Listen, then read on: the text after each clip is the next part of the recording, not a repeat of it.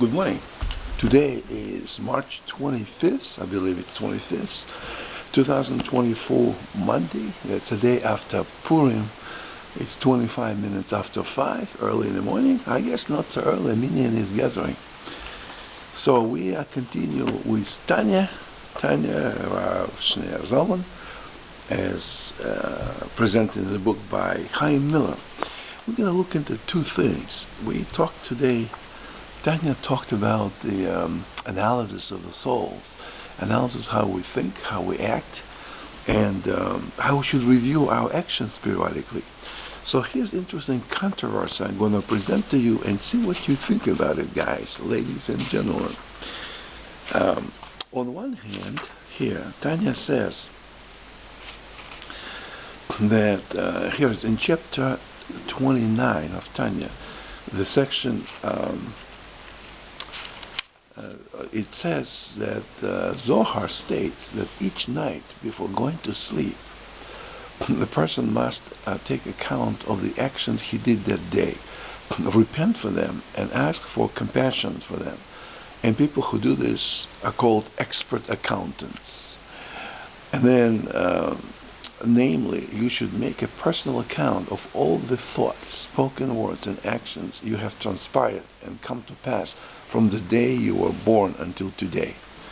Well, that's not something I understood from classical rabbinical Judaism. Perhaps I'm misunderstanding something. So, in rabbinical Judaism, I thought every night you're supposed to forgive those who did something, who didn't behave good against you. And you say, forgive it. I always wonder, who does it include? Like if the person at the store didn't give me the right change, or missed something, or said something not pleasant on the bus, well, I forgive them. I mean, I don't hold a grudge, I forgive them. But if you have ongoing, continuous dispute with somebody, day after day for years, do you continuously forgive them and forgive them and forgive them every day? At which point you walk away from that? How do you distinguish that something people do inadvertently versus somebody who's hurting you knowingly and you're continuously forgiving them? Well, Tanya says you two things. It mixes this kind of. On one hand,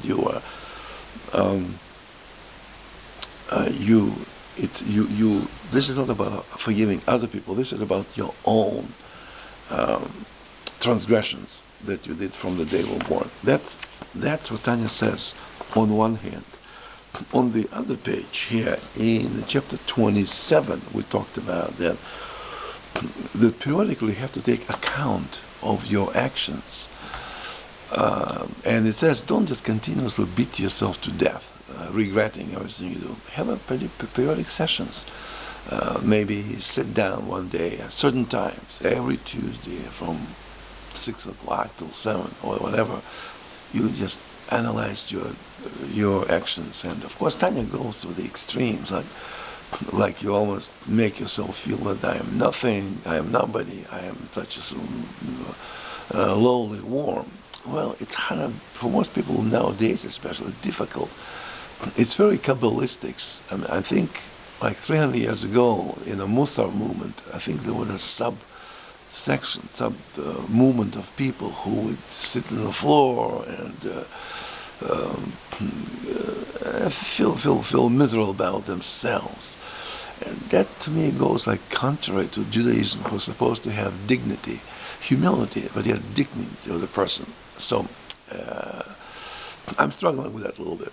And so it says in chapter 27, so during these sessions, retrospective sessions, immediately after having feeling of break-heartedness, you should then not dwell on the feeling, but completely wipe away the sadness from your heart and believe with perfect faith that God hath erased your sin and that He is very forgiving. And this is genuine joy of closeness to God, comes from sadness, after sadness, as mentioned above. In other words, in chapter 27 it says, once you retrospected on what you've done, you say, okay, it's gone. I'm not going to do it tomorrow. I put it to bed. God forgive me. And yet in chapter 29 now, which one is it? Is it 29? I just read. It says in 29, it says every night you have to go, not only what you did today, I thought it's only today, but for as far as you remember. So do you stop thinking and beating yourself to death, so to speak, with regrets and forgiveness, prayers for forgiveness, or you, once you've done it, you don't come back to that? Well, that's a good question to think about, ponder about this. I don't know the answer myself yet, at least at chapter 29. Perhaps further on, Tanya's 53 chapters, we'll revisit the subject and find out what does Tanya says about it.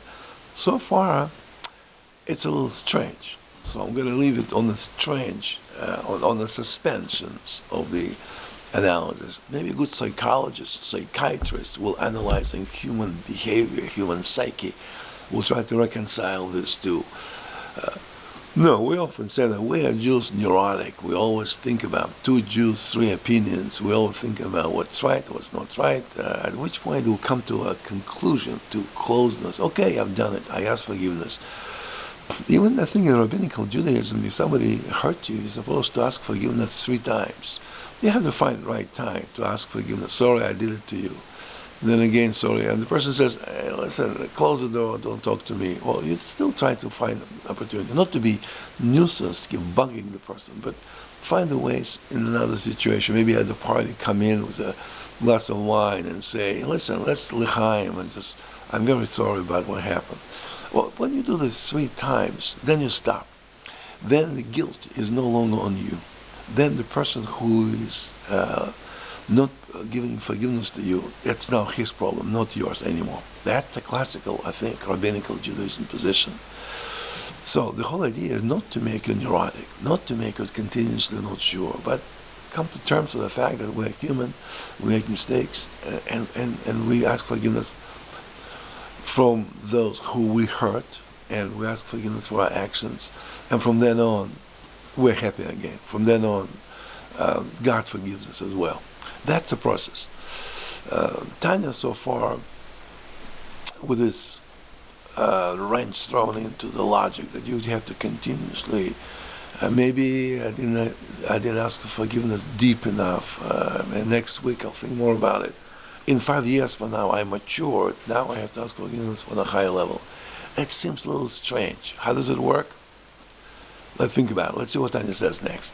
Have a great day. A little psychology lesson today.